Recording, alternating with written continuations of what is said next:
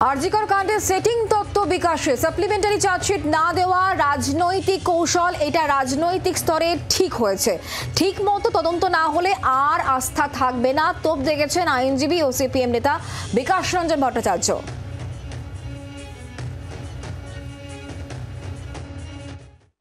অবশ্যই সিবিআই এর খানিকটা গাফিলতি, এবং বহুদিন থেকে সিপিআই বলছেন আমরা সাপ্লিমেন্টারি চার্জশিট দেবো। আমরা সাপ্লিমেন্টারি চার্জশিট দেওয়ার মতো তথ্য তাদের কাছে আছে, এমনকি সুপ্রিম কোর্টে সেদিন করে বলেছিলেন সাপ্লিমেন্টারি চার্জশিট দেবো।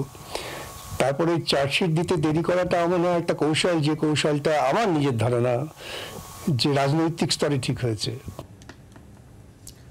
কথা বলবো মৌমিতা চক্রবর্তী আমাদের প্রতিনিধি রয়েছেন আমাদের সঙ্গে। মৌমিতা, বিকাশ রঞ্জন ভট্টাচার্যের বক্তব্য আমরা শুনছিলাম, সেখানে তিনি পরিষ্কার বলছেন যে সেটিং তত্ত্ব কাজ করছে এবং পাশাপাশি সিবিআই এর ব্যর্থতাকেও সামনে তুলেছেন তিনি।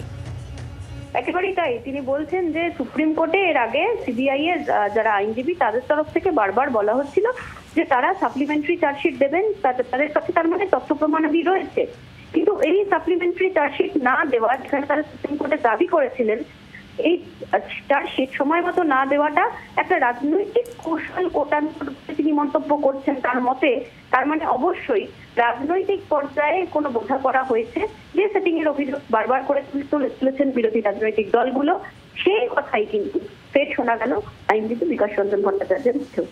সঙ্গে থাকো মৌমিতা। আর এই সঙ্গে কুণাল ঘোষের যে পোস্ট, তা নিয়েও ফের প্রশ্ন করেছেন বিকাশ রঞ্জন ভট্টাচার্য। জুনিয়র ডাক্তাররা ময়না তদন্তে সই করেন, কিন্তু পরে নিজেদের ধান্দা পূরণে নাটক হয়েছে, এই পোস্ট করেছেন কুণাল ঘোষ। বিকাশ রঞ্জন ভট্টাচার্য তিনি পাল্টা প্রশ্ন করছেন, সিবিআই এর ওই নথি কুণাল ঘোষ কি করে দেখলেন?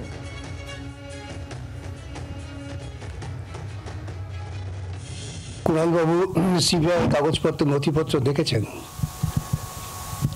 সেখান থেকে তো প্রমাণ হচ্ছে রাজনৈতিকভাবে কোনো বোঝাপড়া হয়েছে। তাহলে কুণাল বাবু কি করে সিবিআই নথিপত্র দেখলেন? তার তো দেখার কোনো অধিকার নেই, সুযোগও নেই। যদি না এমন একটা আলোচনা হয়ে থাকে যে এই নথিপত্র আপনারা দেখে নিয়ে বাজার গরম করুন। আদানির বিরুদ্ধে আন্দোলন থেকে যেদিন মমতা সরে গিয়েছে, সেদিন থেকেই আমরা বুঝতে পারছি যে এখন অনেক ক্ষেত্রে অনেক বিষয়ই মোদির পারিতোষিক মমতা পাবে, তা এটা একটা তার দৃষ্টান্ত হতে পারে। আমরা এই বিষয়ে কথা বলবো আমাদের প্রতিনিধি মৌমিতা চক্রবর্তীর সঙ্গে। মৌমিতা, একেবারে কড়া প্রতিক্রিয়া দিয়েছেন বিকাশ রঞ্জন ভট্টাচার্য। তিনি প্রশ্ন ছুড়ে দিয়েছেন সিবিআই এর নথি তৃণমূল কংগ্রেস নেতা কুণাল ঘোষ তিনি দেখলেন কি করে। দেখো, পোস্টমর্টম সংক্রান্ত কাগজে সই করা নিয়ে কুণাল ঘোষ গতকাল একটি পোস্ট করেছিলেন। সেই পোস্টের পরিপ্রেক্ষিতে প্রতিক্রিয়া রাখতে গিয়ে বিকাশ রঞ্জন ভট্টাচার্য তিনি যে প্রশ্ন ছুড়লেন, যেটা নিয়ে খুব স্বাভাবিকভাবেই রাজনৈতিক মহলে জল্পনা শুরু হয়েছে। বিকাশ রঞ্জন ভট্টাচার্যের প্রশ্ন যে এই ধরনের তথ্য, সিবিআই এর তথ্য, সিবিআই এর নথি, পোস্টমর্টম সংক্রান্ত কাগজ কুণাল বাবু দেখলেন কিভাবে? তার মানে তিনি সেই বিষয়ের সম্পর্কে ওয়াকিবহল, এবং এটাই প্রমাণ করে যে রাজনৈতিকভাবে দুতরফের মধ্যে নিশ্চয়ই মতের এবং তথ্যের আদান প্রদান হয়েছে। বিকাশ রঞ্জন ভট্টাচার্য সুকৌশলে কিন্তু আইনি বেশ কিছু বিষয়ে প্রশ্ন তুলে দিয়েছেন।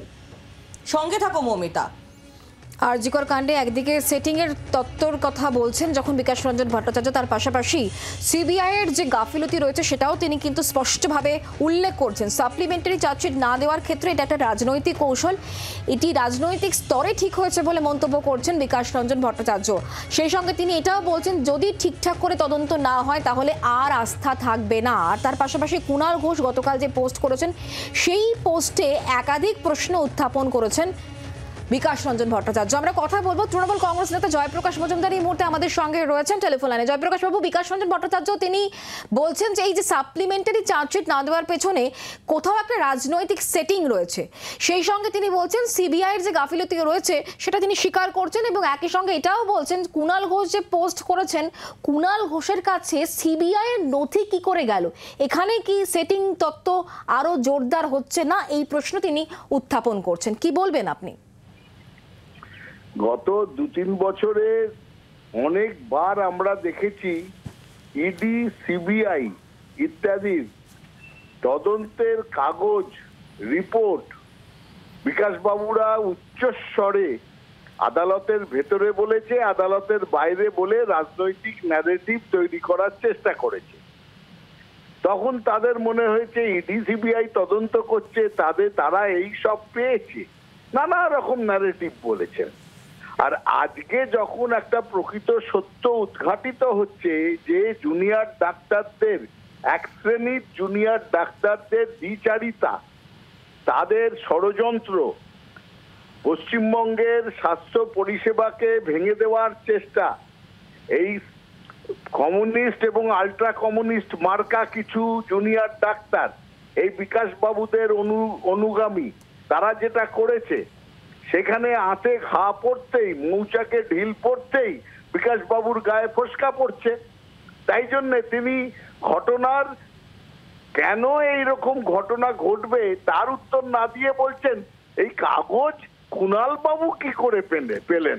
প্রশ্নটা সেটা নয়, প্রশ্নটা হচ্ছে যদি এই রকম সত্যি হয়ে থাকে তাহলে তো তার কাছ থেকে আমরা জবাব চাইবো যে তিনি তাদের সঙ্গে গলায় গলা মিলিয়ে, কাঁধে কাঁধ মিলিয়ে যেসব আন্দোলনের কথা বললেন, কোর্টে দাঁড়ালেন, তাহলে তার পেছনে কি ষড়যন্ত্র ছিল তার উত্তরটা দিন বিকাশ বাবু। সেই উত্তর এড়িয়ে গিয়ে অন্য কথা বলে এটা ঢাকা যাবে না।